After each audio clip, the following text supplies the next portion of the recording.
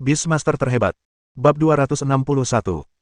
Setelah mengucapkan selamat tinggal kepada Fatian, Li Lanying, dan Tu Jiao, Li Qian dan keluarganya yang berjumlah 3 orang langsung menuju lokasi susunan teleportasi bawah tanah. Tu Jiao dan Li Lanying memperhatikan kepergian sosok Li Qian, mata mereka berkedip-kedip, tenggelam dalam pikiran.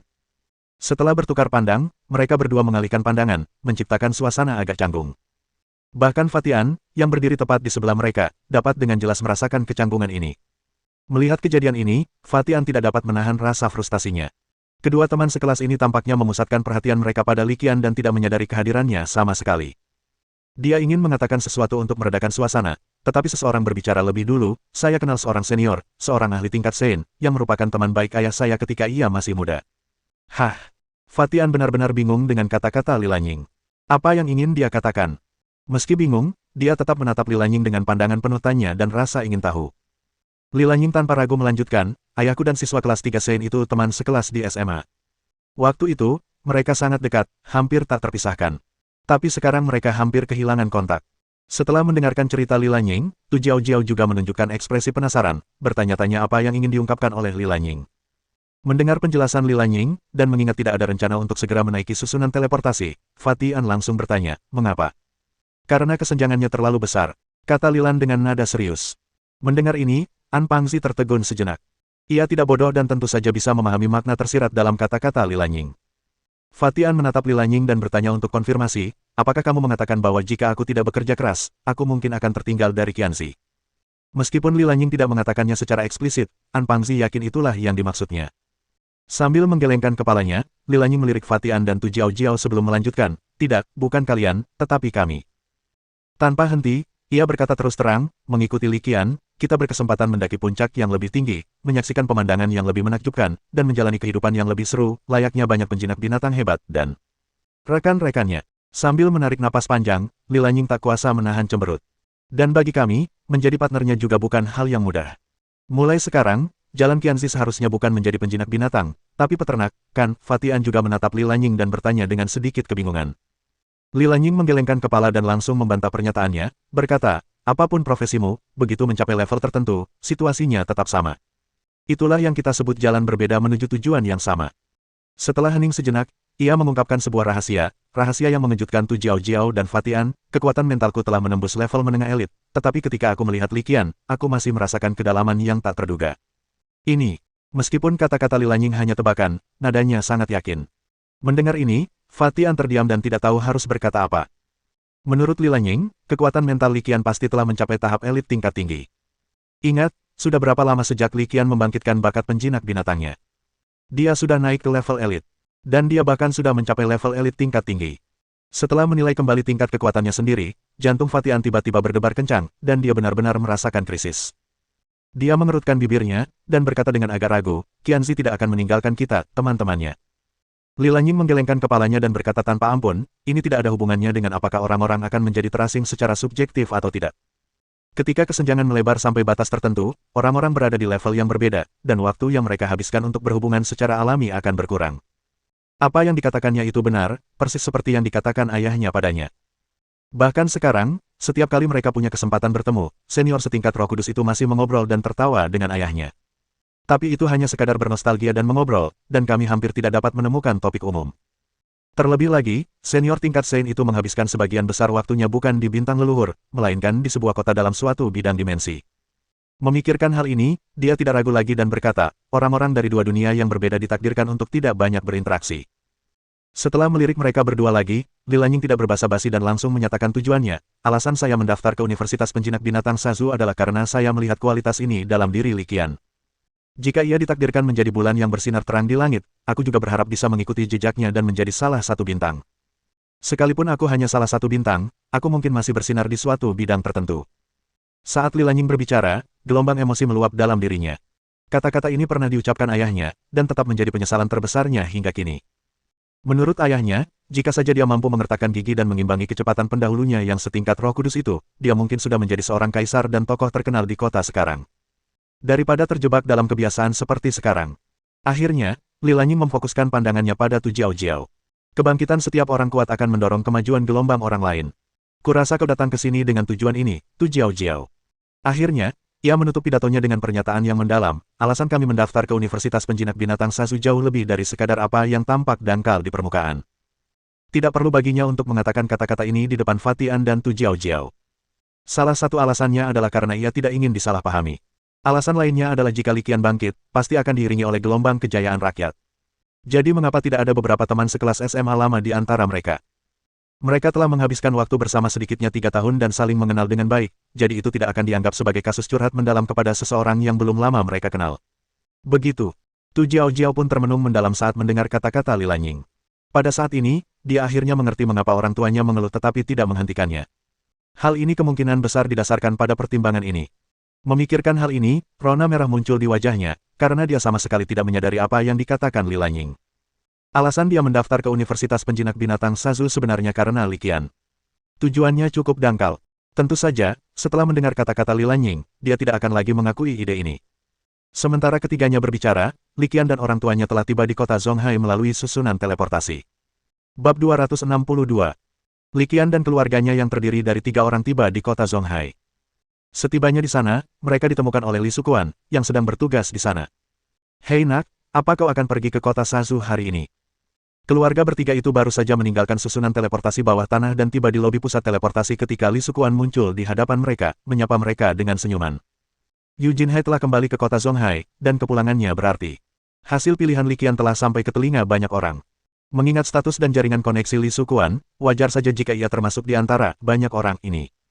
Lagi pula, tidak mungkin menyembunyikan hal seperti itu, karena Yu Jinhai tidak pergi ke kota Lingsui sendirian untuk merekrut Li Qian. Setelah mengetahui situasi tersebut, dia tentu saja tidak salah paham dan berasumsi bahwa Li Qian datang untuk belajar di Universitas Penjinak Binatang Zonghai. Aku akan pergi ke kota Sasu, tapi sebelum itu, ada elang badai ekstrim yang perlu berevolusi. Li Qian menatap Li Sukuan, senyum juga muncul di wajahnya. Li Qian memiliki kesan yang sangat baik terhadap Li Sukuan, karena Li Sukuan telah banyak membantunya.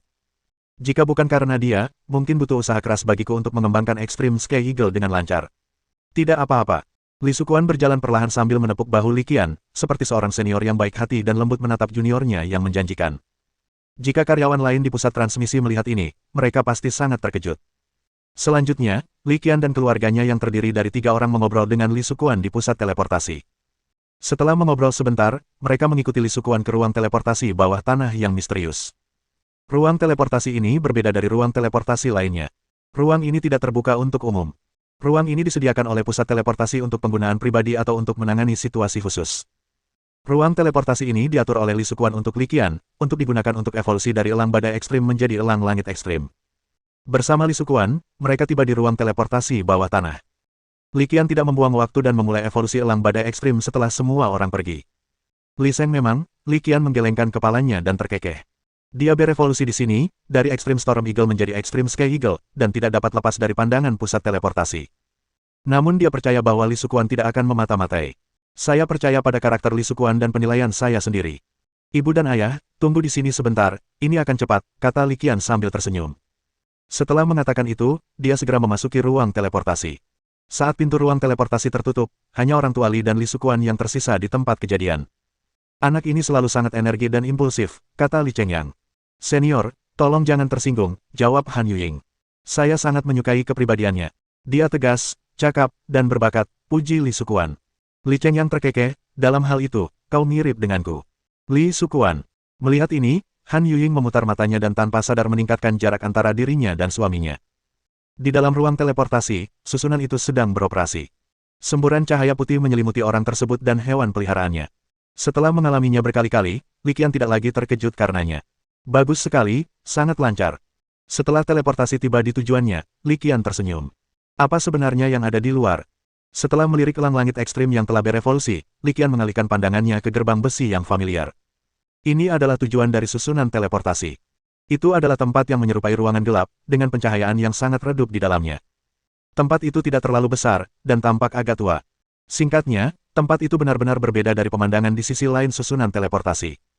Ruangan itu gelap, dengan dinding di 3 sisi, kecuali pintu di sudut timur laut. Gerbang besi. Li Qian cukup penasaran dengan pemandangan di luar pintu. Meskipun ia penasaran, ia tidak berniat membuka pintu untuk keluar dan memeriksa. Karena Li Sukuan secara khusus menginstruksikan bahwa setelah tiba di tempat tujuan, seseorang tidak boleh berkeliaran atau menyentuh apapun. Li Qian menganggap dirinya orang yang sangat reseptif, jadi dia menekan rasa ingin tahunya. Lebih baik menghindari masalah. Dengan pemikiran itu, Li Qian kembali ke lokasi susunan teleportasi. Saat cahaya energi menyala, sosok Li Qian menghilang ke dalam susunan teleportasi. Namun, pada saat-saat terakhir sebelum menghilang, melalui gerbang besi yang agak berbintik-bintik dan tua itu, Li Qian sepertinya mendengar beberapa suara aneh. Suaranya seperti suara monster atau binatang buas, yang membuat bulu kuduk merinding.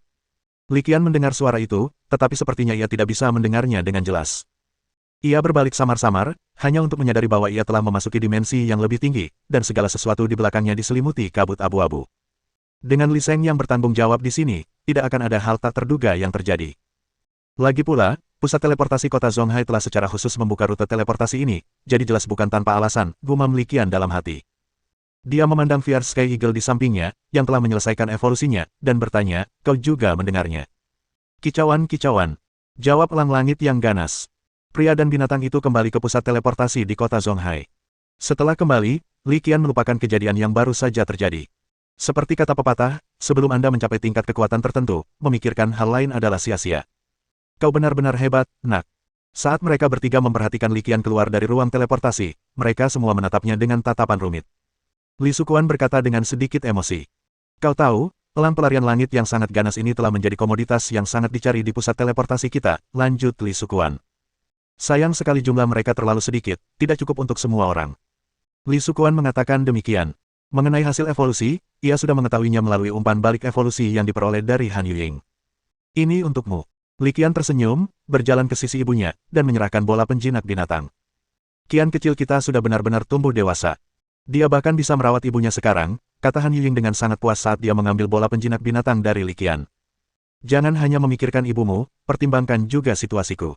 Kekuatanku hampir setara dengan komandan, dan aku masih belum menemukan hewan peliharaan ketiga, kata Li Chengyang dengan sedikit rasa cemburu. Li Qian terkekeh malu dan menggaruk kepalanya. Selanjutnya, aku akan melihat apakah ada proyek penelitian tentang hewan peliharaan atribut bumi. Di tengah tawa dan celoteh, sekitar setengah jam berlalu. Li Qian melambaikan tangan dan memasuki ruang teleportasi bawah tanah lagi. Kali ini, ia pergi ke ruang teleportasi umum. Sambil berdiri di dalam lift, ia berkata kepada orang tuanya, jangan terburu-buru pulang. Tinggallah di kota Zonghai beberapa hari lagi. Begitu dia selesai berbicara, pintu lift tertutup, dan sosok Li Qian menghilang dari aula teleportasi. Orang tua Li tampak kecewa, sementara Li Qian memiliki perasaan campur aduk. Universitas Penjinak Binatang Sasu, aku datang. Bab 263. Aku ingin tahu seperti apa kota Sasu.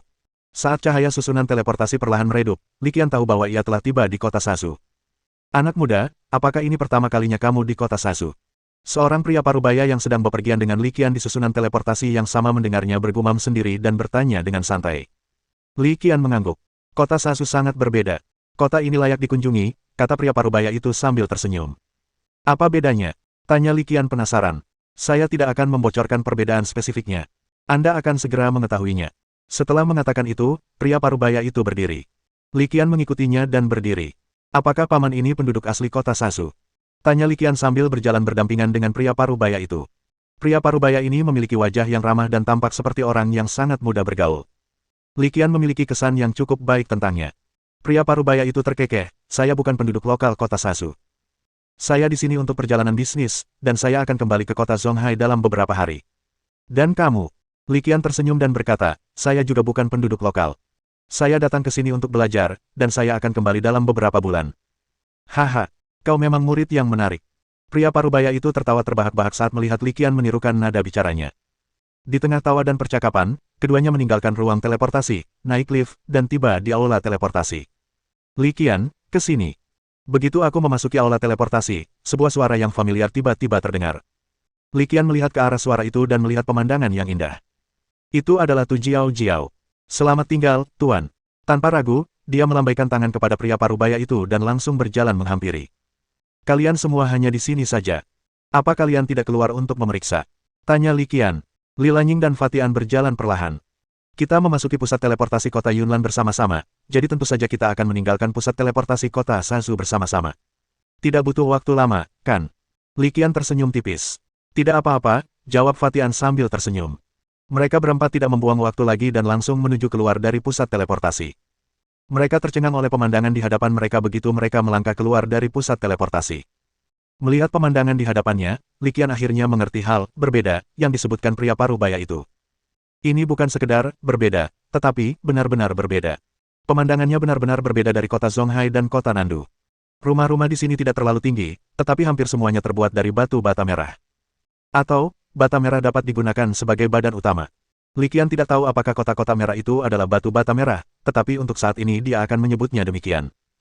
Tentu saja, itu juga bisa berupa batu merah. Selain batu bata merah dan batu, lebih dari separuh bangunan di sini memiliki puncak menara berbentuk seperti bawang di atasnya. Masing-masing runcing, seperti rebung setelah hujan musim semi, memberi orang rasa kekuatan dan pertumbuhan ke atas. Kelihatannya agak mirip dengan gaya arsitektur suatu negara besar di Cina Utara di kehidupan saya sebelumnya.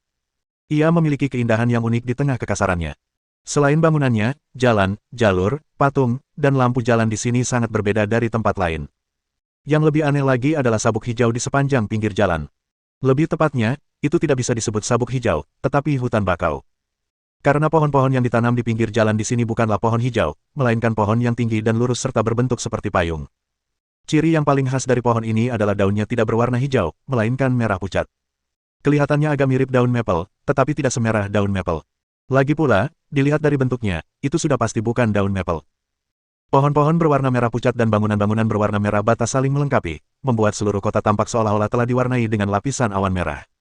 Setelah memindai area tersebut, Liqian dan rekan-rekannya segera mengalihkan perhatian mereka ke tempat lain. Para penjinak binatang di sini tampaknya juga sangat berbeda. Selain orang Dongxia standar yang terlihat persis seperti Liqian, dengan rambut hitam, mata hitam, dan kulit kuning, Anda juga dapat melihat banyak orang Gaochang. Faktanya, Provinsi Wilayah Barat merupakan provinsi yang sebagian besar penduduknya adalah orang Gaochang. Orang-orang Gaochang ini umumnya sangat tinggi, dengan hidung mancung, mata biru, dan rambut coklat, dan mereka terlihat sangat mirip dengan kelompok etnis di beberapa federasi barat. Liqian bahkan melihat beberapa orang klan salju berkulit putih salju, bertelinga lancip, dan berambut putih. Dikatakan bahwa orang-orang Sue tinggal di dataran tinggi bersalju sepanjang tahun dan jumlah mereka tidak banyak. Tanpa diduga, kami bertemu di kota Sasu. Selain itu, ada orang Wuxi dengan rambut merah menyala. Liqian mengamati secara diam-diam dan segera menemukan bahwa bahkan dibandingkan dengan Li Lanying dan Tu Jiao Jiao di sebelahnya, wanita-wanita asing ini sama sekali tidak kalah.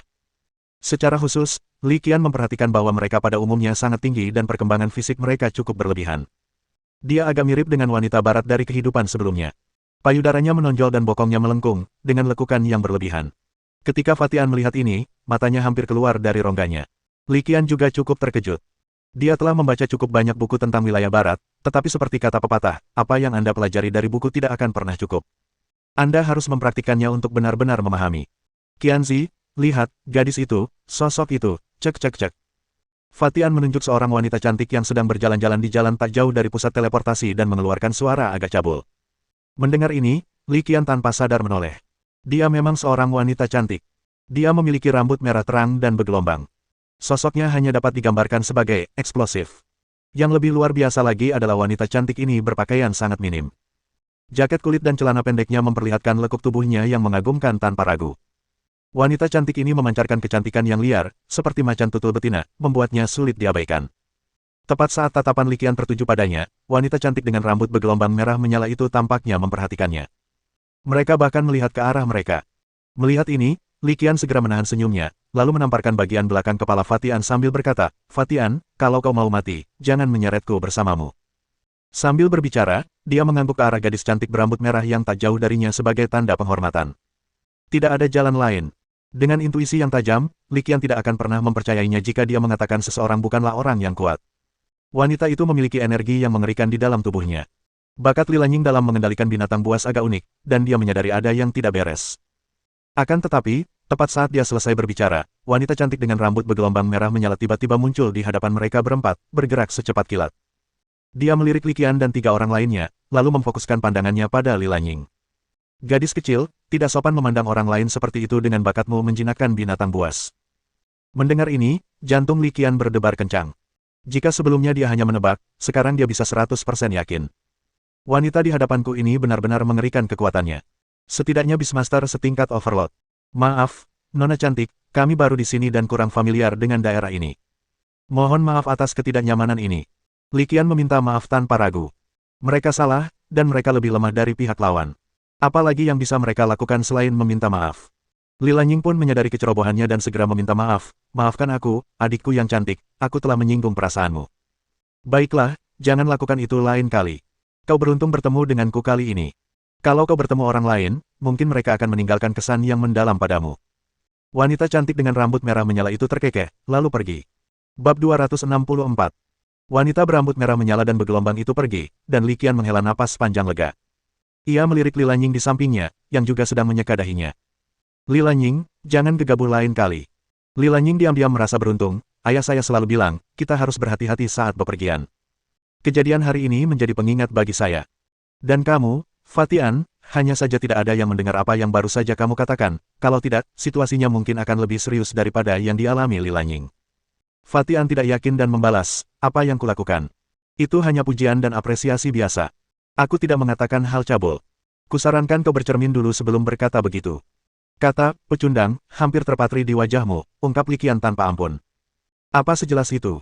Wajah Fatian berubah muram saat mendengar ini. Selama percakapan mereka, kelompok berempat itu mulai melihat sekeliling. Secara logis, saat ini, hampir semua universitas penjinak binatang akan memiliki titik penjemputan di pusat transportasi seperti pangkalan pesawat udara, stasiun kereta api berkecepatan tinggi, atau pusat teleportasi. Ternyata, dugaan mereka tidak salah. Di alun-alun di luar pusat teleportasi, tidak jauh dari sana, ada beberapa pelajar muda memegang tanda dan melihat-lihat. Keempatnya fokus pada teks di papan itu, yang berisi nama-nama berbagai universitas penjinak binatang. Di antara semuanya, Universitas Penjinak Binatang Sasu, satu di antara 8, tercantum secara menonjol dan menempati posisi sentral. Ayo pergi ke tempat penjemputan mahasiswa baru Universitas Penjinak Binatang Sasu. Li Qian baru saja hendak melangkah maju ketika sosoknya tiba-tiba berhenti. Karena pada saat ini, dia melihat. Wanita dengan rambut merah menyala bergelombang besar itu sebenarnya ada di tim penyambutan. Sepertinya dia adalah seorang guru yang ramah atau seorang siswi senior. Ini memalukan. Aku baru saja bertengkar kecil dengan seseorang, dan sekarang aku harus meminta bantuannya. Aku merasa agak malu. Apa yang kau pikirkan? Dia mungkin guru yang ramah atau kakak kelas. Dia pasti tidak akan peduli dengan hal-hal seperti ini. Lagi pula, Fatian, bukankah kau baru saja berdebat dengan percaya diri? Ayo, aku akan membiarkanmu memimpin. Li Qian mengerutkan bibirnya dan memberi isyarat agar Fatian pergi terlebih dahulu.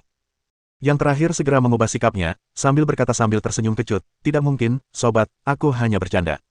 Dia menggelengkan kepalanya kuat-kuat, saudaraku, aku tidak akan terlibat dalam hal ini.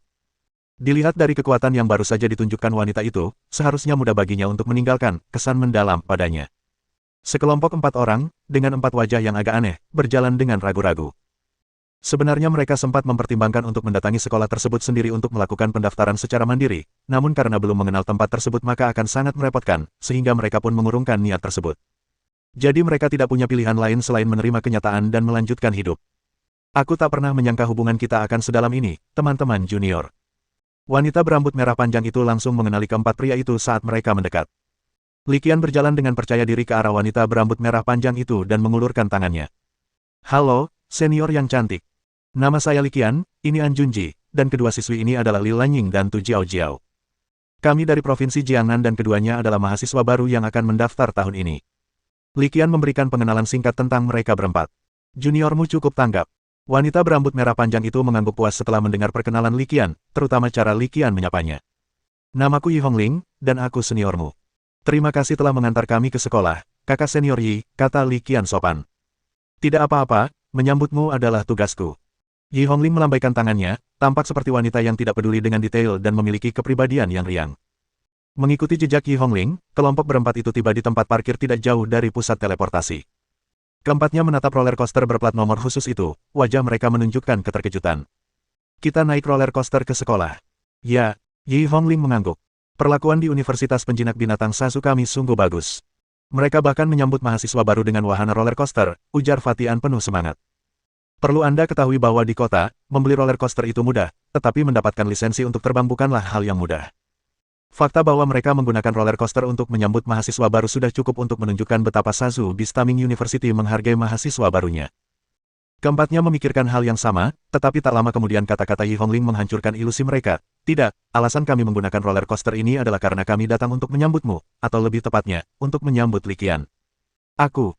Li Qian menunjuk hidungnya dengan heran saat mendengar ini. Yi Hongling berkata sambil tersenyum, jangan tanya kenapa, aku juga tidak tahu, itu instruksi sekolah. Mendengar ini, Li Qian berpikir keras. Dia mungkin sudah menebak alasannya. Lagi pula, aku berbeda dari Li Lanying dan yang lainnya. Mereka datang ke Universitas Penjinak Binatang Sasu dengan surat rekomendasi, bukan surat pemberitahuan penerimaan, karena mereka dianggap memiliki bakat istimewa. Menerima perlakuan khusus adalah hal yang wajar. Roller coaster itu sangat cepat. Dalam sekejap mata, ia telah terbang ke udara dan kemudian terbang lurus ke utara. Begitu roller coaster berada di udara, mereka berempat langsung melihat keluar jendela. Karena titik pandangnya tinggi, pemandangannya cukup jelas. Pemandangannya juga sangat luas. Seluruh kota kini terlihat, terletak di kaki selatan gunung raksasa. Gunung itu tinggi dan megah, puncaknya tertutup salju putih, jelas karena tertutup salju sepanjang tahun. Salju yang mencair membentuk sungai yang mengalir menuruni lereng gunung dan mengendap menjadi danau kecil di pinggiran selatan kota. Gunung yang diselimuti salju ini, sungai kecil ini, dan danau ini telah menciptakan oasis di wilayah kaki bukit selatan ini. Melihat lebih jauh ke selatan, di kejauhan, orang dapat dengan jelas melihat hamparan pasir kuning yang luas, gurun pasir dan gobi yang tak terbatas. Di dalam roller coaster, Yi Hongling melirik ke arah 4 orang yang sedang mengintip keluar jendela, menikmati pemandangan kota yang megah di bawahnya, lalu memulai perkenalannya. Universitas Penjinak Binatang Sasu kami terletak di pinggiran utara kota Sasu, dikelilingi oleh gunung salju Langhuan, seluas lebih dari 10.000 hektar. Universitas ini bukan hanya salah satu dari 8 universitas besar, tetapi juga merupakan universitas penjinak binatang terbesar dan terkuat di seluruh kota Sasu. Ketika berbicara tentang Universitas Penjinak Binatang Sasu, siswi senior ini, Yi Hongling, memiliki sikap yang sangat antusias, yang menunjukkan betapa ia mengagumi sekolah tersebut. Li Qian mendengarkan dengan saksama tanpa banyak bicara. Ia akan memasuki Universitas Penjinak Binatang Sasu, dan akan baik untuk mempelajari lebih banyak informasi, jadi tentu saja ia tidak akan menolak. Bab 265. Jarak dari pusat teleportasi ke pinggiran utara tempat Universitas Beastmaster Sasu berada tidak jauh, jadi roller coaster itu tidak terbang lama. Setelah beberapa menit, gerbang utama sekolah pun terlihat. Roller coaster itu mulai turun dan berhenti dengan mulus di tempat parkir tidak jauh dari gerbang sekolah. Mereka berlima turun dari bus bersama-sama. Yi Hongling terus memimpin jalan, sambil berjalan, berkata, gerbang selatan sekolah ada di depan, yang juga merupakan gerbang utama sekolah. Begitu dia selesai berbicara, seekor burung raksasa di udara mengeluarkan serangkaian teriakan, menarik perhatian keempat orang itu. Kicauan burung sangat nyaring dan jelas. Burung peliharaan ini berputar-putar di udara, bulunya yang berwarna 5 berkilau terang, dan lebar sayapnya lebih dari 20 meter. Ia dianggap sebagai salah satu hewan peliharaan terbang terbesar. Yang terpenting, penampilannya sangat bagus, bahkan sebanding dengan elang langit ekstrim milik Li Qian. Itu angsa 5 warna. Li Qian langsung mengenali hewan peliharaan itu saat melihatnya. Setelah mengenali identitas hewan peliharaan ini, Li Qian masih sedikit terkejut. Angsa 5 warna bukanlah hewan peliharaan biasa. Potensi rasnya tidak kalah dengan naga bersisik hijau. Ia adalah hewan peliharaan terbang yang menggabungkan kekuatan dan penampilan, dan sangat populer di kalangan penjinak binatang.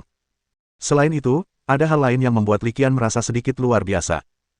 Fatian, dengan tatapan tajamnya, segera berbicara, mengungkapkan ketidakpercayaan di benak Li Qian, sepertinya ada seseorang yang berdiri di belakang angsa 5 warna.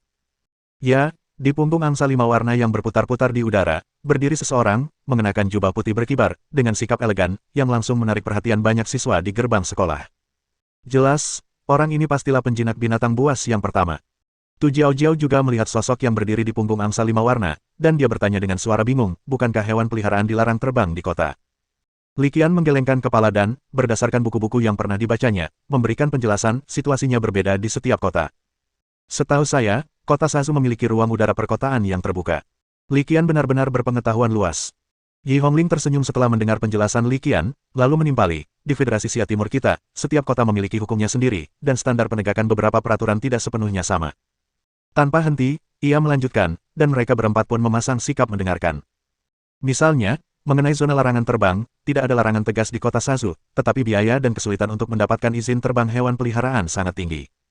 Setelah mendengar penjelasan Yi Hongling, Fatian tak dapat menahan diri untuk bergumam pada dirinya sendiri, sepertinya latar belakang anak ini tidak sederhana. Setelah berkata demikian, ia bergumam dalam hati, dasar tukang pamer, awas saja kalau sampai tersambar petir. Pekik.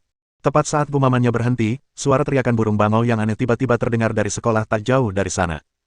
Alasan mengapa suara burung bangau dianggap aneh adalah karena meskipun suaranya tidak keras, suara tersebut seakan bergema di telinga ketika didengar, dan dapat terdengar dengan jelas dan nyata. Perasaan ini sangat kontradiktif, seperti seseorang memanggil nama Anda dari jauh, namun juga seperti berbisik di telinga Anda. Saat teriakan burung bangau terdengar, angsa 5 warna, yang masih berputar-putar di udara, tiba-tiba tersandung dan jatuh ke tanah. Patah. Bang! Angsa 5 warna itu jatuh lurus ke bawah, mendarat di tanah datar tak jauh dari Li Qian. Jatuhnya angsa itu tentu saja menyebabkan pria berpakaian putih yang berada di punggungnya jatuh tertelungkup ke lumpur. Keanggunan, ketenangan dan kelas tinggi yang baru saja ia tunjukkan semuanya hilang dalam sekejap. Dalam sekejap, ia berubah dari seorang pemuda yang diirikan menjadi seorang badut. Li Qian yakin bahwa rasa malu yang dialami lelaki berpakaian putih itu pasti ada hubungannya dengan teriakan burung bangau tadi. Untungnya, karena ketinggian penerbangannya tidak tinggi, dan dengan angsa 5 warna yang berpotensi menjadi hegemon di bawah, pria berjubah putih itu hanya tampak acak-acakan saat jatuh. Kenyataannya, dia tidak terluka parah. Seperti dugaanku, pamer saja bisa membuatmu tersambar petir. Senyum Fatian hampir meluap saat melihat ini. Apa itu? Li Qian menoleh dan menatap Yi Hongling di sampingnya, lalu bertanya dengan penuh arti. Yi Hongling tersenyum dan menjelaskan dengan sederhana, salah satu binatang penjaga sekolah kita, bangau bintang. Binatang peliharaan tingkat Sein. Seru Fatian dengan terkejut saat mendengar ini. Yi Hongling berkata dengan tenang, karena dia adalah binatang penjaga, tentu saja dia adalah hewan peliharaan tingkat Sein. Setelah berkata demikian, dia melambaikan tangannya, mengabaikan pria berpakaian putih yang jatuh dari udara, dan memimpin jalan ke depan sambil berkata, ayo pergi, kita selesaikan dulu prosedur pendaftarannya. Sambil berbicara, ia tiba di gerbang sekolah. Ia melambaikan tangan, dan seorang siswi yang berpikiran sederhana segera menghampiri. Batuli, kemarilah dan antar ketiga siswi junior ini untuk menyelesaikan prosedur pendaftaran mereka. Li Qian, ikut aku. Li Qian, kami pergi dulu. Li Lanying segera menyadari sesuatu, menyapa Li Qian, lalu mengikuti Batuli langsung ke sekolah. Apa ini? Setelah ketiganya pergi, Li Qian melirik Yi Hongling dengan pandangan bertanya. Yi Hongling menunjuk ke suatu arah di dalam sekolah dan berkata sambil berjalan, Dekan Fei dari Akademi Pelatihan secara khusus menginstruksikan bahwa setelah menjemputmu, beliau akan mengantarmu langsung ke Akademi Pelatihan. Beliau akan mengurus sendiri prosedur pendaftaran dan akomodasimu. Begitukah? Li Qian berpikir keras saat mendengar ini. Kantor kepala sekolah Fei ada di depan, aku tidak mau ikut denganmu. Tak lama kemudian, Yi Hongling mengantar Li Qian ke lantai 3 gedung putih di sudut tenggara sekolah. Melihat mereka sudah sampai di tempat tujuan, Li Qian berbalik dan berterima kasih kepada Yi Hongling. Terima kasih, Senior Yi. Aku akan mentraktirmu makan nanti. Yi Hongling tidak menolak. Sambil tersenyum, ia melanjutkan, kau sendiri yang mengatakannya, jadi kau tidak bisa menarik kembali kata-katamu. Buk buk buk buk. Setelah Yi Hongling pergi, Li Qian tidak membuang waktu. Ia langsung menuju pintu kantor dan mengetuk. Kepala sekolah Fei, halo, saya. Li Qian hendak memperkenalkan diri ketika seorang pria berpenampilan Mediterania tiba-tiba menyela dari dalam kantor. Aku kenal kamu, Li Qian. Cepat masuk. Jelas, pria Mediterania ini adalah Dekan Fei dari Akademi Pelatihan. Ketika Dekan Fei melihat Li Qian muncul, senyumnya hampir meluap. Saya sudah banyak mendengar tentang situasi Anda. Saya harus berterima kasih kepada Lao Tai dan Sui Huayu karena telah membawa orang jenius seperti itu ke sekolah kami. Mendengar ini, Li Qian dengan cepat dan rendah hati melambaikan tangannya sambil berkata, saya tidak berani menerima pujian seperti itu. Mengesampingkan fakta, Li Qian tidak pernah tampak sombong atau berpuas diri ketika ia seharusnya rendah hati. Kepala sekolah Fei menghampiri Li Qian sambil tersenyum, menepuk pundaknya, dan berkata, apa yang perlu dipermalukan? Anak muda, terlalu rendah hati itu tidak baik. Lihat Lao Yan, dia main-main dan menciptakan elang penusuk langit. Evolusinya belum sempurna dan tingkat keberhasilannya rendah, tapi dia selalu pamer di depanku. Tapi ketika itu untukmu, kau tidak hanya menebus kekurangannya, tapi juga berhasil mengembangkannya menjadi elang penusuk langit ekstrim dengan potensi yang lebih tinggi. Bibir Li Qian berkedut saat mendengar ini. Bagaimana dia harus menanggapi hal itu? Tidak peduli bagaimana Anda menjawab, sepertinya Anda bertentangan dengan Profesor Yan. Memikirkan hal ini, ia langsung mulai berlatih meditasi hening dan melewatkan topik itu sama sekali. Bab 266. Di dalam kantor Dekan Fei di lembaga pelatihan, Li Qian melihat sekeliling dengan rasa ingin tahu dan menemukan bahwa kantor itu agak berbeda dari apa yang ia bayangkan. Tidakkah terasa sedikit berbeda? Din Fei terkekeh dan mengangkat topik itu. Li Qian melanjutkan, memang sedikit berbeda. Kantornya besar, tetapi agak berantakan, jelas terbagi menjadi bagian kiri dan kanan. Sisi kiri merupakan area kantor, yang sedikit lebih bersih, sedangkan sisi kanan tampak seperti laboratorium, dengan segala macam peralatan, instrumen, tabung reaksi, dan buku-buku yang tersebar sembarangan, sehingga membuat pusing untuk dilihat. Dekan Fei tersenyum kecut. Tidak ada yang bisa kulakukan. Aku punya terlalu banyak tugas resmi dan tidak punya waktu untuk mempelajarinya, jadi hanya ini yang bisa kulakukan. Li Qian agak terkejut mendengarnya, kamu juga melakukan penelitian. Setelah mengatakan itu, dia menyadari bahwa kata-katanya agak tidak pantas, jadi dia segera mencoba mengoreksi dirinya sendiri, dengan berkata, aku tidak bermaksud kamu tidak melakukan penelitian, aku hanya berpikir kamu mungkin tidak punya waktu untuk melakukannya. Haha, Din Fei tertawa terbahak-bahak, tidak perlu, aku tidak keberatan. Malahan, banyak orang yang berada di posisiku mungkin tidak akan melakukan penelitian yang lebih spesifik. Bukannya saya tidak mau, tapi saya tidak punya waktu. Namun, akademi pelatihan berbeda dari akademi lainnya. Tanpa riset dan pengalaman langsung, manajemen pun terkadang bisa salah. Li Qian mengerti dan mengangguk, menyetujui pernyataan Dekan Fei. Terlebih lagi, dia memiliki kesan yang sangat baik terhadap Din Fei. Dia bukan tipe manajer yang angkuh, melainkan orang yang sangat pragmatis. Apa yang sedang kamu teliti akhir-akhir ini? Setelah melihat sekeliling, Li Qian bertanya dengan rasa ingin tahu. Kami sedang meneliti obat yang, jika berhasil dikembangkan, dapat mendorong mutasi jinak pada Dark Dog. Dekan Fei berkata, ruang saya di sini terbatas, dan waktu penelitian saya juga terfragmentasi, jadi saya tidak bisa mengerjakan proyek penelitian berskala besar. Saya hanya bisa memikirkan proyek-proyek kecil ini.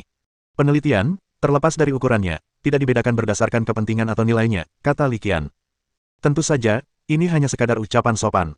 Li Qian mengetahuinya, dan Dekan Fei bahkan lebih mengetahuinya. Bagaimana mungkin penelitian dapat dinilai tanpa membedakan nilai tinggi atau rendah? Dampak hasil dan jumlah dana yang diinvestasikan merupakan kriteria penilaian. Ini hanyalah aturan tidak tertulis, dan tentu saja tidak dapat dibicarakan secara terbuka. Keduanya cerdas dan tahu topik mana yang pantas dibicarakan dan topik mana yang tidak pantas dibicarakan, jadi mereka berdua dengan tegas memilih untuk berhenti di situ dan mengganti pokok bahasan. Demikianlah, keduanya ngobrol dan tertawa, interaksi mereka sama sekali tidak seperti interaksi seorang mahasiswa baru dengan dekan perguruan tinggi, tetapi lebih seperti hubungan seorang sahabat karib meskipun usia mereka terpaut jauh. Tentu saja, mengatakan mereka berteman meskipun perbedaan usia mereka mungkin tidak tepat, karena Din Fei hanya terlihat tua tetapi sebenarnya tidak setua itu dan dapat dianggap berada di puncak karirnya. Dekan Fei juga mendapatkan sesuatu dari percakapannya dengan Li Qian. Berbeda dengan mahasiswa lain, di mana ia yang berbicara dan para mahasiswa tidak bisa ikut serta karena perbedaan pengetahuan, ia merasa percakapannya jauh lebih bermakna. Ini cukup untuk membuktikan bahwa Li Qian memiliki bakat dan kemampuan nyata, dan bahwa kesuksesannya bukan hanya karena keberuntungan. Setelah mengobrol sekitar setengah jam, seorang anggota staf sekolah tiba, mungkin asisten Dekan Fei atau guru yang bertanggung jawab atas logistik. Menurut laporannya, prosedur pendaftaran Li Qian telah selesai, bahkan kamar dan makannya telah diatur. Li Qian masih agak terkejut setelah mendengar laporannya. Tak butuh waktu lama, semua prosedur sudah selesai. Efisiensinya sungguh luar biasa. Baiklah, Dekan Fei, saya akan pergi sekarang. Setelah berpamitan, Li Qian meninggalkan gedung kantor lembaga pelatihan bersama guru logistik muda itu. Kampus ini mencakup lebih dari 10.000 hektar, yang cukup luas. Berjalan kaki agak melelahkan. Jadi begitu mereka meninggalkan gedung kantor, Guru Jin, yang bertanggung jawab atas logistik, membawa Li Qian ke sebuah minibus yang tampak seperti kendaraan wisata. Minibus itu melaju dengan kecepatan sedang, menjadikannya kendaraan yang sempurna untuk bertamasya di sekitar sekolah. Universitas Penjinak Binatang Sasukita, kampus utamanya saja, luasnya mencapai 13.200 hektar, dengan total 8 departemen. Guru Jin mulai berbicara dengan fasih, persis seperti Yi Hongling sebelumnya. Li Qian mendengarkan dengan santai, memperhatikan hal-hal yang menarik minatnya, dan membiarkan hal-hal masuk telinga kiri dan keluar telinga kanan jika dia tidak tertarik. Namun, dilihat dari perkataan Guru Jin dan Yi Hongling, suasana akademis di Universitas Penjinak Binatang Sazu seharusnya sangat bagus. Jika tidak, mereka semua tidak akan terlihat begitu sombong dan berpuas diri. Minibus listrik itu melaju dengan kecepatan santai, dan setelah lebih dari 10 menit, ia terlihat di depan sebuah gedung asrama yang menghadap ke danau. Bangunan asramanya tidak tinggi, hanya 5 lantai, dengan dinding putih dan ubin abu-abu, yang terlihat sangat elegan dengan latar belakang pepohonan hijau dan air biru. Li Qian jatuh cinta pada gedung asrama itu pada pandangan pertama. Ini asramaku, tanya Li Qian sambil melihat ke arah gedung asrama. Sambil bertanya, ia juga mengamati sekeliling. Tidak banyak asrama seperti ini. Hanya ada 5 yang dibangun di sekitar danau. Guru Jin juga melihat ke arah gedung asrama, sedikit rasa iri terpancar di matanya. Ya, Li Qian, mulai sekarang, disinilah tempat tinggalmu. Ini adalah gedung asrama yang khusus disiapkan oleh Universitas Penjinak Binatang Sazu untuk para talenta istimewa dan beberapa dosen serta staf yang luar biasa. Setiap unit merupakan apartemen satu kamar tidur standar, berperabotan lengkap dan dilengkapi dengan peralatan, perkenalkan Guru Jin. Mendengar ini, Li Qian mengangguk puas. Sebagai bakat yang direkrut secara khusus, fakta bahwa Universitas Penjinak Binatang Sazu akan menawarkan perawatan seperti itu sebenarnya sesuai dengan harapan Li Qian. Terima kasih atas bantuanmu, Guru Jin. Li Qian tersenyum dan mengikuti Guru Jin ke gedung asrama terdekat. Taman siangnya, gedung No. 3. Li Qian melirik nomor pintu di gedung asrama, dan tanpa ragu, langsung masuk ke dalam. Saat memasuki gedung asrama nomor 3, Li Qian segera tiba di asramanya bersama Guru Jin melalui lift. Coba saja. Guru Jin menunjuk layar LCD di pintu asrama dan mulai membimbing para siswa. Li Qian berjalan mendekat tanpa ragu-ragu. Layar LCD memindai gambarnya, dan kemudian, dengan bunyi bip, pintu asrama terbuka. Setelah melihat ini, Li Qian segera menyadari bahwa sekolah pasti telah menambahkan wajahnya ke formulir pendaftaran saat dia mendaftar. Itu sungguh efisien. Sambil mendorong pintu, aku melihat sekeliling. Apartemen itu tidak besar. Hanya memiliki satu kamar tidur dan satu ruang tamu, dengan total luas sekitar 40 meter persegi. Namun, Karena tidak perlu dapur atau semacamnya, apartemen itu tampak cukup luas dan tidak sempit sama sekali. Bagaimana? Guru Jin juga melirik pemandangan di dalam apartemen dan bertanya.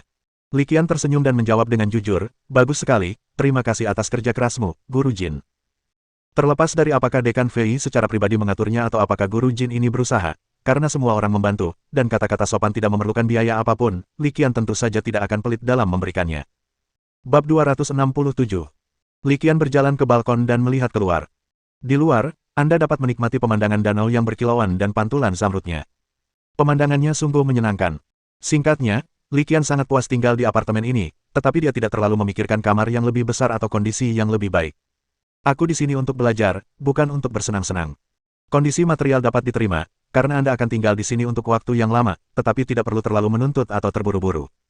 Terima kasih atas bantuanmu hari ini, Guru Jin. Kembali ke kamarnya, Li Qian menatap Guru Jin dan mengungkapkan rasa terima kasihnya. Mendengar itu, Guru Jin langsung melambaikan tangannya, tidak perlu berterima kasih. Membantu kalian dengan prosedur pendaftaran hanyalah bagian dari pekerjaanku. Prosedur pendaftaran sudah selesai dan asrama sudah disiapkan. Jadi, aku tidak akan mengganggu istirahatmu lagi, Li Qian. Kau bisa menghubungiku kapan saja jika butuh sesuatu. Li Qian mengangguk. Mereka sudah bertukar informasi kontak di kantor Dekan Fei. Setelah mengucapkan terima kasih lagi, Guru Jin pergi. Li Qian melirik apartemen yang akan menjadi miliknya untuk waktu yang lama, dan senyum tipis muncul di bibirnya. Apartemen itu secara umum bersih, tetapi karena sudah lama tidak dihuni, pasti ada debu yang menempel di sana. Setelah melihat sekeliling, Li Qian memperhatikan bahwa peralatan yang ditinggalkan pendahulunya cukup lengkap, jadi dia tidak membuang waktu, mengambil sapu, dan mulai menyapu. Karena apartemennya tidak terlalu kotor, hanya sedikit berdebu, membersihkannya relatif mudah. Setelah membersihkan selama sekitar setengah jam, Li Qian mengamati ruangan itu lagi dan melihat bahwa ruangan itu jauh lebih bersih dan rapi. Li Qian mengeluarkan spray dari kalung kristal dan mulai merapikan tempat tidur. Di tengah-tengah pekerjaan, ponselnya tiba-tiba berdering. Li Qian melirik layar ponselnya. Fatian yang menelepon. Tanpa ragu, dia menekan tombol jawab. Suara An Pangzi langsung terdengar dari telepon. Karena menggunakan speakerphone, suaranya cukup keras. Qianzi, kamu sudah sampai di asrama. Saya sudah pindah, jawab Li Qian sambil tersenyum setelah mendengar pertanyaan An Pangzi. Aku juga sudah pindah. Ngomong-ngomong, untuk apa senior Yi Hongling membawamu ke sana? Setelah beberapa patah kata, Fatian tak kuasa menahan diri untuk mulai bergosip. Mengetahui dengan pasti seperti apa Fatian, Li Qian langsung memotongnya, apalagi yang bisa kami lakukan. Tentu saja, kami akan mengurus prosedur pendaftarannya. Senior Yi Hongling ini, badannya bagus dan wajahnya cantik. Apa kau tidak punya ide lain? Tanya Fatian dengan nada agak cabul. Mendengar hal itu, Li Qian berkata dengan kesal, memang, aku ingin bertanya kepadanya, bagaimana ia akan menghadapi pria gemuk yang berbicara tanpa berpikir jika ia mendengar kata-kata seperti itu. Mendengar hal itu, Fatian langsung memohon, tidak, Qianzi, tolong jangan katakan padanya aku hanya bercanda. Setelah mengobrol sebentar, Fatian meminta panggilan video. Li Qian tanpa banyak berpikir dan menyetujuinya. Seketika, sebuah gambar muncul di layar ponselnya. Di layar, Fatian sedang memegang ponselnya, mengamati kamar asrama. Kamar itu hanya untuk 2 orang dan terlihat cukup bagus. Melalui ponselnya, Fatian memamerkan suasana di dalam asrama sambil berkata dengan bangga, Qianzi, lihat, aku sudah di asrama. Meskipun asrama bersama, kamu bisa melihat Danau Cui Liu tak jauh dari balkon. Pemandangannya cukup indah. Melihat pemandangan balkon yang ditunjukkan Fatian, Li Qian merasakan keakraban dan bergumam pada dirinya sendiri, danau ini awalnya bernama Danau Emerald Willow. Di ponselnya, Fatian masih pamer, Kak, lihat, asramanya lumayan besar dan luas. Ini teman sekamarku, Zahar. Tepat saat ia hendak memperkenalkan diri, seorang pemuda beralis tebal, bermata besar, dan berjanggut lebat tiba-tiba muncul di dalam bingkai. Melihat hal ini, Fatian pun langsung memperkenalkannya juga. Halo. Li Qian segera menyapa pria gaucang berjanggut lebat itu, tetapi dalam hati ia tak kuasa menahan diri untuk menggerutu. Orang ini adalah teman sekamar An Pangzi, yang berarti kemungkinan besar dia baru berusia 18 tahun. Tumbuh seperti ini di usia 18 tahun, Li Qian hanya bisa berkata bahwa dia pasti akan menghindari banyak jalan memutar di masa depan. Setelah bertukar sapa, Zahar pun pergi. Lagi pula, mereka tidak saling kenal, dan selain menyapa, ia tidak tahu harus berkata apa lagi. Fatian melihat sekeliling dan menyadari bahwa ponsel Li Qian sepertinya menghadap ke langit-langit, jadi dia tidak bisa melihat apapun. Dia lalu bertanya dengan rasa ingin tahu, ngomong-ngomong, Kak, kamu tinggal di gedung mana? Kalau ada waktu, aku mau mampir. Karena penasaran, dia melanjutkan, pakai kacamata farmu dan biarkan aku melihat kamar asramamu. Aku sedang bersih-bersih, agak kotor. Li Qian menolak tanpa berpikir. Pria ini terus-terusan membanggakan betapa bagusnya asramanya di ponselnya. Kalau saja dia melihat apartemenku, aku mungkin akan langsung bersikap defensif. Tak ada jalan lain. Kamar asramanya yang hanya untuk 2 orang saja harganya cukup mahal, sementara apartemen Li Qian disediakan sepenuhnya gratis. Perbedaannya jelas. Tidak apa-apa, aku hanya melihat-lihat. Mungkin aku bisa datang dan membantumu setelah selesai. Melihat Fatian berkata demikian, Li Qian berhenti menahan diri dan mengeluarkan kacamata VR-nya untuk memindai layar. Kacamata VR dihubungkan ke ponsel Li Qian, jadi setelah Li Qian mengenakan kacamata VR, semua yang dilihatnya secara bersamaan ditampilkan di ponsel An Pangxi. Kalau begitu, coba lihat. Li Qian menggunakan kacamata VR untuk memindai seluruh apartemen. Setelah menonton, Fatian langsung terpukul. Sial, kau yakin ini di asrama sekolah, bukan di kamar hotel?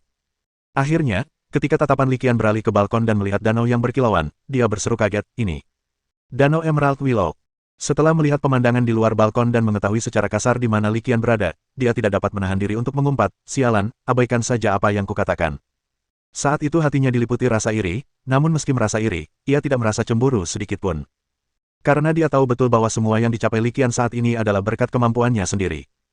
Terlebih lagi, mengingat kekuatan dan bakat Li Qian yang telah terbukti, menerima perlakuan seperti itu sama sekali bukan suatu hal yang berlebihan. Li Qian tersenyum dan menatap Fatian di telepon, senyum tipis tersungging di bibirnya. Bukankah kamu bilang akan datang dan membantuku membersihkan? Mendengar ini, Fatian langsung pura-pura bingung dan pura-pura tidak mendengar, sambil berkata, hah? Apa katamu? Sinyalku kurang bagus, aku tutup teleponnya sekarang. Orang ini. Li Qian bergumam pada dirinya sendiri saat melihat ini, lalu tidak bisa menahan tawa dan menggelengkan kepalanya. Bab 268. Setelah mengobrol santai dengan Fatian selama beberapa saat, Li Qian akhirnya menutup telepon sementara pria itu berpura-pura tuli dan bisu. Setelah menutup telepon, Li Qian melanjutkan bersih-bersih, lalu menyiapkan beberapa kebutuhan sehari-hari. Ibunya, Han Yuying, telah menyiapkan kebutuhan-kebutuhan ini untuknya dan meletakkannya di dalam kalung kristal. Dengan semua kebutuhan ini, apartemen sudah cukup siap. Barang-barang yang kurang bisa ditambahkan nanti saat Anda pindah. Ia melihat jam. Hari sudah hampir senja. Setelah berpikir sejenak, ia memutuskan untuk tidak memanggil Fatian dan yang lainnya, dan langsung meninggalkan asrama. Awalnya dia berencana menelepon Fatian dan Li Lanying untuk mengajak mereka makan bersama, tetapi mengingat bahwa mereka mungkin masih merapikan asrama dan mungkin tidak punya waktu, dan bahwa mereka mungkin juga ingin bertemu dengan teman sekamar baru mereka untuk saling mengenal, dia pun mengurungkan niatnya. Dia baru saja membuka pintu asramanya untuk keluar dan mencari tempat makan malam ketika pintu kamar sebelahnya, 307, tiba-tiba juga terbuka. Li Qian tanpa sadar berbalik, lalu melihat wajah yang agak familiar. Orang yang tinggal di sebelah tak lain adalah pria berbaju putih yang sempat ia temui di gerbang sekolah. Pria berbaju putih itu tampan dan gagah, jubah putihnya semakin menambah kesan bebas dan bebasnya. Dalam segala hal, ia adalah seorang pemuda berbakat yang luar biasa. Namun, adegan ia mendarat tegak di gerbang sekolah meninggalkan kesan yang begitu mendalam pada Li Qian sehingga ia hampir tak bisa menahan tawa ketika melihat pria itu. Beruntungnya, dia memiliki pengendalian diri yang baik dan berhasil menahan tawa di dalam hatinya. Li Qian melihat tetangganya dan hendak menyapanya, karena mereka mungkin akan sering bertemu di masa mendatang. Namun, sebelum ia sempat berbicara, pria berbaju putih itu berinisiatif untuk mengulurkan tangan dan menyapanya. Halo, saya tidak menyangka akan bertemu tetangga saya secepat ini setelah pindah. Anda sungguh beruntung. Lelaki berpakaian putih itu tampak banyak bicara, dengan senyum di bibirnya, memancarkan aura cerah dan ceria. Halo. Li Qian melambaikan tangan dan menjawab sapaan itu, senyum tipis juga tersungging di bibirnya. Kita bertemu karena takdir, apalagi kita akan bertetangga nanti. Seperti kata pepatah, tetangga dekat lebih buruk daripada saudara jauh. Mari kita saling mengenal. Pria berbaju putih itu mengulurkan tangannya. Nama saya Lu Ming, warga lokal kota Sasu. Orang-orang memanggil saya Lu Tianjiao. Melihat ini, Li Qian juga mengulurkan tangan dan menjabat tangannya, sementara bibirnya bergerak-gerak hampir tak terlihat. Perkenalan diri orang ini sungguh tak tahu malu. Siapa yang menyebut dirinya anak ajaib? Sekalipun dia bisa tinggal di taman sianya, yang membuktikan bakat dan kekuatannya jauh melebihi siswa biasa, dia seharusnya tidak begitu menonjol. Tentu saja, Li Qian menyimpan semua kritik ini untuk dirinya sendiri. Entah kritik itu penting atau mengesankan, entah ia punya kemampuan nyata atau hanya lelucon, itu bukan urusannya. Ia bisa saja menganggapnya sebagai komedi situasi. Itulah yang dipikirkan Li Qian, lalu ia tersenyum, berjabat tangan dengannya, dan memperkenalkan dirinya, nama saya Li Qian, dan saya berasal dari Provinsi Jiangnan. Dibandingkan dengan perkenalan diri Lu Tianjiao, perkenalan diri Li Qian jauh lebih biasa-biasa saja dan tidak mengungkapkan banyak informasi. Kamu kuliah di universitas mana? Silakan kunjungi aku kapan-kapan, kata Lu Tianjiao kepada Li Qian dengan nada yang akrab. Li Qian tidak menyembunyikan apapun dan langsung memberitahu departemennya, saya mendaftar jurusan evolusi hewan peliharaan di Akademi Pembiakan. Bagaimana denganmu? Lihatlah postur tubuhku yang heroik dan luar biasa, kau pasti sudah bisa menebaknya. Melihat Li Qian tidak menunjukkan tanda-tanda akan menjawab, Ia pun bergumam sendiri, benar, aku mendaftar ke cabang 5 elemen Akademi Tempur. Mendengar ini, Li Qian tidak terkejut. Pria ini sebelumnya pernah melakukan pendaratan vertikal di gerbang sekolah, dan hewan peliharaan yang membawanya saat itu adalah angsa 5 warna. Angsa 5 warna adalah contoh umum hewan peliharaan dengan atribut 5 elemen. Meskipun tidak memiliki atribut 5 elemen, ia dapat dengan bebas berganti-ganti atribut, yang cukup langka. Justru karena sifat khusus dan langka inilah potensi angsa 5 warna telah mencapai tingkat menengah pangkat penguasa, sebanding dengan naga banjir bersisik biru. Akademi Tempur adalah departemen terbesar di sekolah, dan Departemen 5 Elemen adalah cabang terbesar dari Akademi Tempur. Hal ini wajar saja, lagi pula hewan peliharaan dan bakat menjinakkan binatang dengan 5 elemen adalah yang paling umum. Tentu saja, ada baiknya berkunjung lebih sering jika ada waktu. Mendengar pujian Lu Tianjiao pada dirinya sendiri, Li Qian merasa sedikit malu dan tidak tahu harus berkata apa, jadi ia hanya bisa menyetujuinya dengan santai. Ngomong-ngomong, kamu mau makan malam di luar? Ayo kita pergi bersama. Meskipun aku mahasiswa baru, aku orang lokal, jadi aku cukup kenal Universitas Penjinak Binatang Sazu ini. Aku tahu di mana tempat makan enak dan tempat-tempat seru untuk dikunjungi, kalau tidak persis, kata Lu Tianjiao hangat. Setelah berkata begitu, ia berjalan lurus ke depan. Li Qian tidak terlalu mempermasalahkannya dan mengikutinya. Bukannya dia tidak waspada terhadap orang lain, tetapi setelah menyaksikan penurunan vertikal, Li Qian mendapat gambaran umum bahwa orang ini tidak mungkin punya motif tersembunyi. Seperti Fatian, dia mungkin orang yang konyol. Hal lainnya adalah tidak perlu khawatir tentang keselamatan saat makan di sekolah. Baru saja tiba di kota Sasu, Li Qian sangat senang ketika seorang pakar lokal mengajaknya berkeliling dan membantunya mengenal lingkungan sekitar. Mengikuti jejak Lu Tianjiao, keduanya segera tiba di kantin pertama. Meskipun sekolah belum resmi dimulai, sebagian besar kantin, termasuk aula utama dan toko-toko camilan di lantai dasar, sudah buka. Ada kedai bakso di lantai bawah, di lantai basement pertama. Bakso-baksonya enak sekali. Bakso-bakso itu sangat terkenal di seluruh Universitas Penjinak Binatang Sasu. Lu Tianjiao menuntun Li Qian, menuruni tangga dengan langkah yang familiar seolah-olah mereka sudah kembali ke rumah. Keduanya mengobrol sambil berjalan, dan tak lama kemudian mereka tiba di toko bakso yang disebutkan Lu Tianjiao. Cepat atau lambat, kita akan butuh pangsit. Melihat nama toko pangsit ini, bibir Li Qian berkedut tanpa sadar.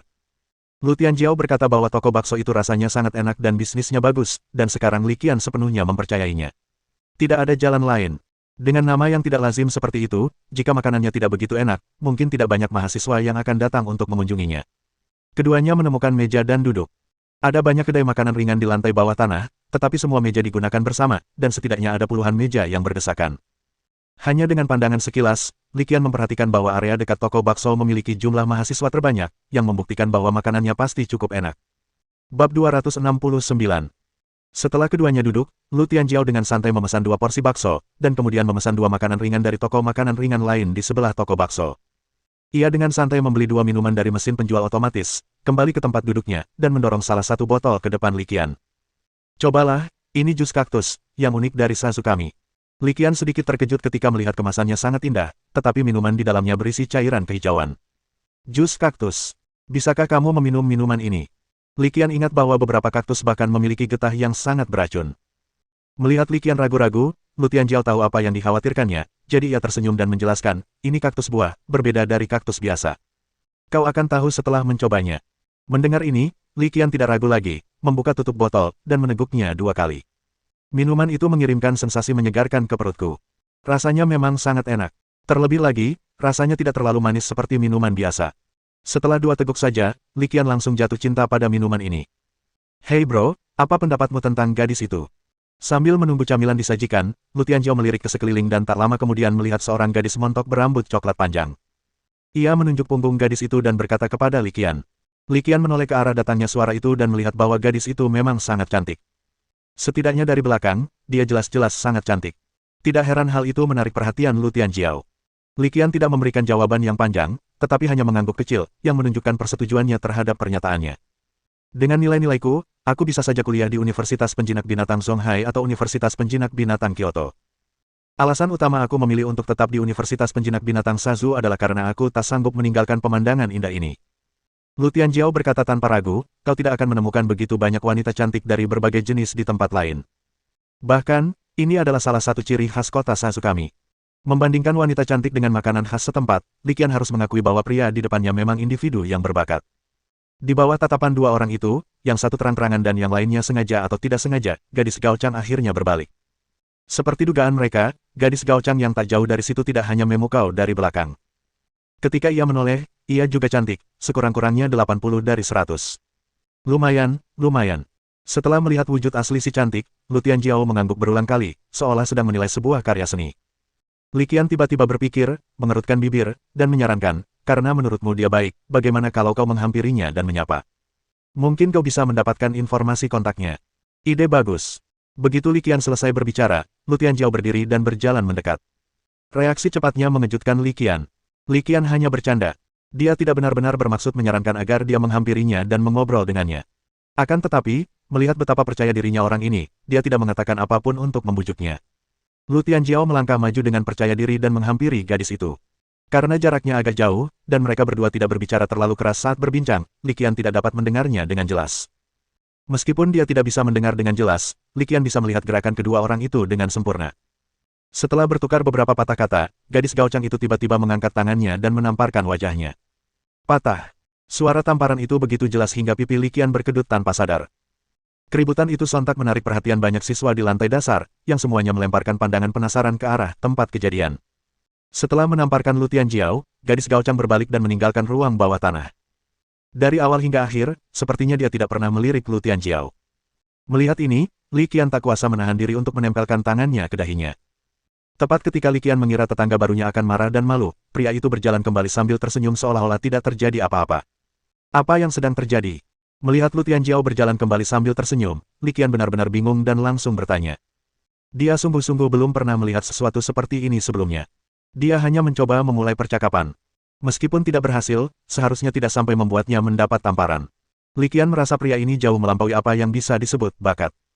Tidak apa-apa, aku hanya ingin meninggalkan kesan mendalam pada wanita cantik itu. Lu Tianjiao terkekeh, sambil menyentuh pipinya dengan santai. Saat dia mengulurkan tangan dan menyentuh bekas tangan di wajahnya, bekas itu dengan cepat memudar. Di dunia penjinakan binatang buas ini, melalui kontrak atau umpan balik evolusi, penjinak binatang juga dapat menguasai kekuatan luar biasa tertentu. Oleh karena itu, Li Qian tidak terkejut dengan kemampuan si ajaib yang dapat menghapus jejak telapak tangan dengan mudah. Apa sebenarnya yang kau katakan kepada mereka hingga menimbulkan reaksi sebesar itu? Li Qian masih penasaran, jadi dia terus bertanya. Bukan apa-apa. Sebenarnya, aku sendiri juga bingung. Meskipun aku meninggalkan kesan yang mendalam padanya, sejujurnya, aku tidak mengatakan sesuatu yang keterlaluan. Wajah Lu Tianjiao juga menunjukkan sedikit keraguan. Aku hanya mengucapkan kalimat pembukaku yang biasa, Nona cantik, kau sangat mirip salah satu temanku. Itu saja. Itu pernyataan yang wajar, meskipun agak kuno dan murahan, tapi tidak terlalu menyinggung sampai orang-orang ingin menamparmu, kan? Tanya Li Qian, tanda tanya muncul di dahinya setelah mendengar kata-kata Lu Tianjiao. Saat keduanya tengah asyik berbincang, makanan ringan dan bakso pun dihidangkan silih berganti. Makanan ringan itu adalah sejenis makanan yang mirip dengan pangsit goreng, yang belum pernah dilihat Li Qian sebelumnya.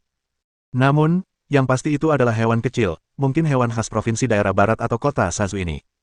Sedangkan untuk bakso, seperti dugaan Li Qian, rasanya cukup enak. Li Qian mengambil sumpitnya, memasukkan bakso ke dalam mulutnya, dan berkata sambil makan, apakah semua wanita cantik di kota Sazu pemarah seperti ini?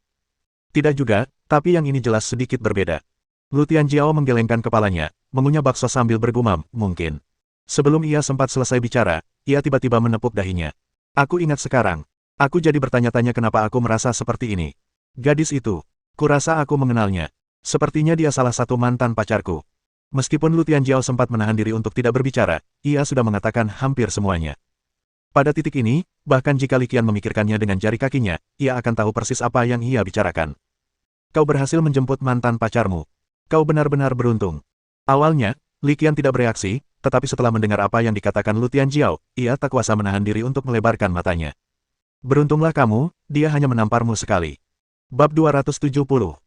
Lu Tianjiao memesan roti goreng dan bakso. Sambil makan, ia juga pergi ke toko camilan di seberang jalan dan memesan 2 porsi mie bakar. Setelah menyantap ketiga hidangan itu, Li Qian merasa cukup kenyang. Meski ia telah meninggalkan kampung halamannya dan berada di tempat berbeda, makanan di sana enak dan rasanya lumayan, jadi ia tidak mengalami kesulitan dalam menyesuaikan diri dengan makanan tersebut. Setelah makan malam, atas saran Lu Tianjiao, keduanya berjalan-jalan di sekitar sekolah. Lu Tianjiao terutama menuntunnya berkeliling, membantunya membiasakan diri dengan lingkungan sekolah. Ini aula seni bela diri. Para siswa berlatih pertarungan hewan peliharaan mereka di sini. Lu Tianjiao berhenti di depan sebuah bangunan oval dan memperkenalkan tempat itu. Mendengar ini, Li Qian berhenti dan melihat, dengan ekspresi bingung di wajahnya. Ini arena pertarungan. Tempat ini tidak terlalu besar. Dilihat dari ukuran bangunannya saja, bangunan berbentuk oval ini sudah tergolong besar. Meski tidak sebesar lapangan sepak bola, namun sebanding dengan lapangan basket. Namun, ini adalah arena pertempuran yang digunakan untuk pertarungan antar hewan peliharaan. Penting untuk dipahami bahwa pertarungan antara hewan peliharaan, yang melibatkan bentrokan berbagai energi dan keterampilan, bisa sangat merusak, dan bangunan sebesar ini jelas tidak dapat menampungnya. Itulah sebabnya Li Qian tampak bingung. Lu Tianjiao memahami keraguan Li Qian dan menjelaskan sambil tersenyum, arena pertempuran ini hanyalah tempat di permukaan, atau bisa dibilang pintu masuk. Sebenarnya, ada lorong di dalam arena pertempuran yang mengarah ke alam rahasia kecil, tempat pertempuran sesungguhnya berlangsung. Mendengar ini, wajah Li Qian menampakkan ekspresi kesadaran yang tiba-tiba. Itu masuk akal. Akan tetapi, meskipun ia mengerti, ia tidak dapat menahan diri untuk bergumam pada dirinya sendiri. Apakah orang ini benar-benar hanya penduduk lokal? Bagaimana penduduk setempat bisa tahu begitu banyak tentang Universitas Penjinak Binatang Sazu, bahkan struktur internal arena pertarungannya? Li Qian merasa bingung. Pasti ada rahasia yang tidak diketahui di balik ini. Atau mungkin, latar belakang orang ini bukan hanya penduduk lokal. Meskipun ragu, Li Qian tidak mengajukan pertanyaan apapun. Lagi pula, mereka hanya tetangga yang baru saja bertemu, jadi tidaklah pantas untuk bertanya tentang sesuatu yang terlalu mendalam. Li Qian memang memiliki rasa kepatutan itu. Keduanya terus berjalan dan mengobrol, dan baru sekitar pukul 8 malam mereka akhirnya berjalan kembali ke asrama mereka. Tepat saat Li Qian memasuki taman sianya, bahkan sebelum mencapai gedung 3 tempat asrama berada, ia melihat sosok yang dikenalnya di jalan batu tak jauh dari gerbang. Tidak jauh di depan mereka, sesosok tubuh berjalan menuju gedung 4 yang sangat mirip dengan gadis Gao Chang yang baru saja mereka lihat di lantai dasar. Yaitu, mantan pacar Lu Tianjiao. Setelah menatap sejenak, Li Qian dapat memastikan bahwa sosok cantik yang berjalan di depan mereka memang mantan pacar Lu Tianjiao. Kebetulan sekali. Setelah mengenali orang yang berjalan di depan, Li Qian berkata sambil tersenyum. Ini bukan takdir, ini ikatan karma sialan. Lu Tianjiao tentu saja melihat sosok yang familiar itu juga. Berbeda dengan suasana hati Li Qian yang santai dan menggoda, ia tak kuasa menahan diri untuk mengumpat saat ini. Kamu ketemu mantan pacarmu lagi, kenapa kamu nggak sapa-sapa? Atau kamu khawatir dia bakal menamparmu lagi? Li Qian cemberut dan terus menggoda. Mungkin tidak. Jangan tertipu oleh penampilannya yang garang, dia mungkin masih ingat aku. Lu Tianjiao menunjuk sosok cantik di depannya dan berkata dengan nada agak narsis. Karena mereka mungkin masih ingat kamu, kenapa kamu tidak menghampiri dan menyapa? Mungkin kamu bisa menyalakan kembali cinta lamamu. Lanjut Li Qian dengan nada menggoda. Tenang saja, kuda yang baik tidak akan kembali memakan rumput yang sudah digembalakannya. Lu Tianjiao menggelengkan kepala, menunjukkan sikap riang dan tak terkendali. Mendengar ini, Li Qian hendak meliriknya sekali lagi, tetapi kalimat pria itu selanjutnya hampir membuatnya kehilangan ketenangan, intinya, kurasa aku lupa siapa namanya. Rasanya agak canggung untuk menghampirinya dan menyapanya seperti ini. Mendengar ini, Li Qian tak kuasa menahan diri untuk berseru, astaga. Dalam hatinya, orang ini jenius. Dia benar-benar jenius. Berapa banyak mantan pacar yang pernah Anda kencani hingga Anda bahkan tidak dapat mengingat namanya. Kalau dipikir-pikir lagi, aku seumuran sama dia, tapi aku belum pernah pegang tangan cewek. Sedih banget. Melalui kejadian ini, Li Qian akhirnya mengerti bahwa tetangga barunya bukan hanya seorang badut yang tidak tahu malu, tetapi juga seorang tukang selingkuh. Saat keduanya saling memandang, sosok cantik itu menghilang di sudut jalan berbatu di depan, berbelok ke gang antara gedung 3 dan 4. Melihat mantan pacar Lu Tianjiao sudah pergi, Li Qian mempercepat langkahnya. Tidak lama kemudian, keduanya kembali ke asrama mereka di gedung 3. Setelah kembali ke asramanya, Li Qian segera menelepon orang tuanya untuk memberitahu mereka bahwa dia aman. Selama panggilan video, dia melihat orang tuanya masih berjalan-jalan di jalan di kota Zonghai. Jalanan ramai dengan aktivitas dan banyak pejalan kaki. Senyum muncul di wajah Li Qian saat dia melihat ini. Tampaknya membiarkan mereka pergi jalan-jalan adalah keputusan yang baik. Setelah mengakhiri panggilan, Li Qian mengenakan kacamata fur-nya dan memulai kebiasaan lama, membaca sebelum tidur. Mungkin karena saya berada di tempat yang baru dan asing, emosi saya agak bergejolak, dan saya tidak dalam kondisi pikiran yang baik untuk membaca. Sekitar pukul 9 malam di akhir bulan, Li Qian melepas kacamata fur-nya dan bersiap untuk beristirahat. Menurut Guru Jin, mereka dapat beristirahat untuk hari berikutnya besok, dan lusa, mereka akan memulai latihan militer selama seminggu. Ya, itu benar-benar hal yang buruk. Di dunia lain di mana peradaban penjinak binatang sangat maju, pelatihan militer sebagai tradisi pendaftaran masih ada. Selain itu, tidak seperti pelatihan militer mahasiswa baru di kehidupan saya sebelumnya, pelatihan militer di dunia ini menggabungkan banyak elemen yang berbeda.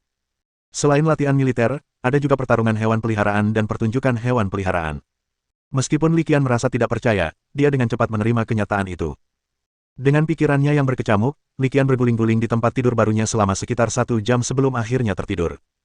Namun, tepat saat ia tertidur, tak lama kemudian, serangkaian suara kacau tiba-tiba memasuki telinganya. Li Qian tidak memperhatikan.